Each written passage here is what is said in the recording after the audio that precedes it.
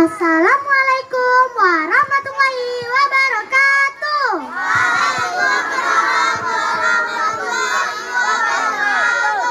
Hai teman-teman. Saya ada cerita nih. Judulnya Perjalanan Ajaib Sang Kekasih Allah. Tahu tidak siapa Sang Kekasih Allah? Siapa Aziza? Betul sekali. Sang Kekasih Allah adalah Muhammad. Mau dengar tidak? Sebelum itu saya akan membacakan surah Al-Isra ayat 1. A'udzu billahi minasyaitonir rajim. Bismillahirrahmanirrahim. Subhanallazi asra bi abdihi lailam minal masjidil haram lailam minal masjidil harami ilal masjidil aqsa minal masjidil harami ilal masjidil aqsa allazi barakna haulah allazi barakna haulahu linuriyahu min ayatina innahu was-sami'ul basir.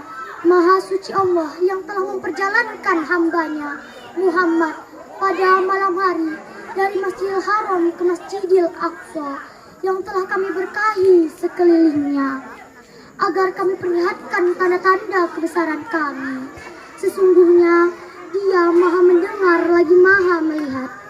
Nah teman-teman, perjalanan ajaib ini adalah kisah Isra Mi'raj yang ada di surah Al-Isra yang saya bacakan tadi. Nabi Muhammad SAW diperjalankan, bukan berjalan ya, tapi diperjalankan oleh Allah dengan malaikat Jibril.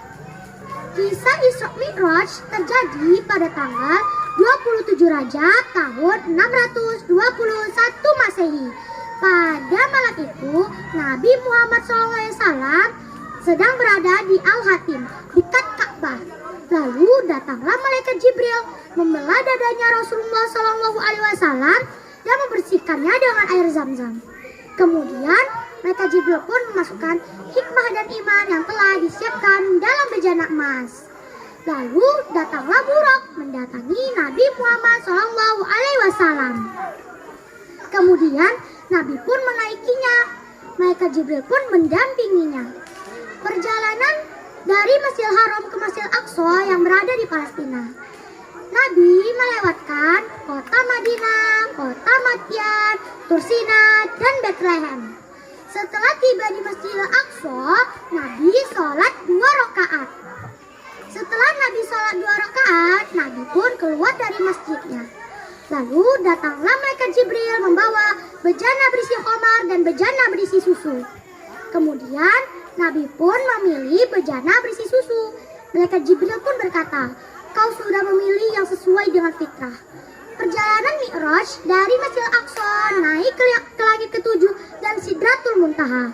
Di langit yang pertama, Nabi bertemu Nabi Adam alaihissalam. Di langit yang kedua, Nabi bertemu Nabi Yahya alaihissalam dan Nabi Isa alaihissalam. Di langit yang ketiga, Nabi bertemu Nabi Yusuf alaihissalam. Di langit yang keempat, Nabi bertemu Nabi Idris alaihissalam. Di langit yang kelima, Nabi bertemu Nabi Harun alaihissalam. Di langit yang keenam, Nabi bertemu Nabi Ibrahim alaihissalam. Semua Nabi pun mendoakan kebaikan kepada Nabi Muhammad SAW.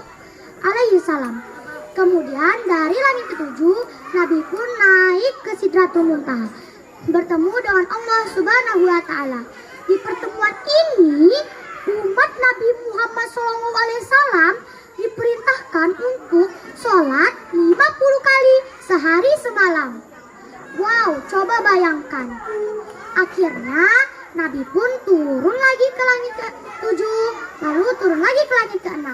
Di langit ke-6 Nabi Musa berkata, "Wahai Muhammad, saat kamu ke Sidratul Muntaha, Allah memberikan perintah ke umatmu apa?" Nabi Muhammad pun berkata, "Allah memerintahkan umatku untuk sholat 50 kali sehari semalam." Kemudian Nabi Musa pun berkata lagi, "Wow, itu terlalu banyak. Umatmu pasti berat melakukannya. Mintalah keringanan kepada Allah Subhanahu wa Ta'ala." Akhirnya Nabi pun naik lagi ke Sidratul Muntaha. Di pertemuannya yang kali ini, Allah mengurangi 5 sholat. Jadi sholatnya jadi 45 kali sehari semalam. Nabi pun turun lagi ke langit ke-6. Nabi Musa pun kembali bertanya, "Wahai Muhammad, sudah dikurangi berapa sholatnya?" Nabi Muhammad pun berkata, "Sudah dikurangi 5 menjadi 45 sholat sehari semalam." Nabi Musa pun kembali bertanya, Nabi Musa pun berkata, "Itu masih terlalu banyak, umatmu pasti berat melakukannya. Mintalah kembali keringanan kepada Allah Subhanahu wa Ta'ala." Akhirnya beberapa kali Nabi pun naik ke Sidratul Muntaha, turun lagi ke langit ke-6, yaitu bolak-balik. Akhirnya di pertemuannya yang kali ini, Allah memberikan keringanannya hingga menjadi 5 sholat sehari semalam. Nabi pun turun lagi ke langit ke-6. Nabi Musa pun kembali bertanya, "Ya Muhammad, sholatnya sudah dikurangi berapa kali?" Nabi Muhammad pun berkata, "Sudah dikurangi jadi 5 sholat sehari semalam." Nabi Musa pun berkata lagi, "Itu masih terlalu banyak, umatmu pasti akan berat melaksanakannya."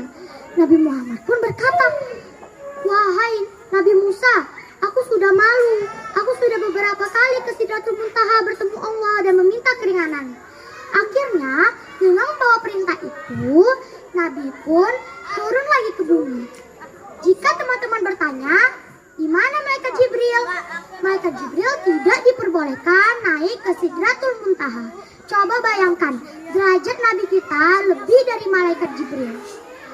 Jadi teman-teman, sholat fardu itu adalah sholat subuh, sholat zuhur, sholat asar, sholat maghrib, dan sholat isya. Jadi teman-teman, kita harus melaksanakan sholat, karena sholat yang telah diperjuangin oleh Nabi kita itu sebenarnya tidak seberapa jika dibandingkan dengan nikmat yang diberikan Allah Subhanahu wa Ta'ala. Sekian cerita saya. Bila ada kata yang salah, mohon dimaafkan. Wabillahi taufiq wal hidayah. Wassalamualaikum warahmatullahi wabarakatuh.